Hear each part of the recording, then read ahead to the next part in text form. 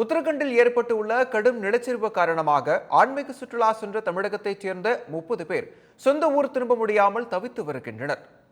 கடலூரைச் சேர்ந்த 17 பெண்கள் உள்பட 30 பக்தர்கள் உத்தரகண்ட் மாநிலம் ஆதி கைலாஷுக்கு கடந்த 1ஆம் தேதி ஆன்மீக சுற்றுலா சென்றனர்.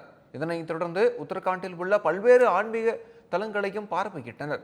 இதற்கிடையே உத்தரகண்டில் கடந்த சில நாட்களாக பெய்து வரும் தொடர் கனமழை காரணமாக ஆதி கைலாஷ் பகுதியிலிருந்து 18 கிலோமீட்டர் தொலைவில் கடும் நிலச்சரிவு ஏற்பட்டது.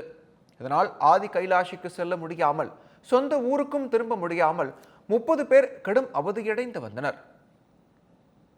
இதுகுறித்து அதிகாரிகளுக்கு தகவல் அளிக்கப்பட்ட நிலையில் 30 பேரும் மீட்பு குழுவினரால் பத்திரமாக மீட்கப்பட்டனர்.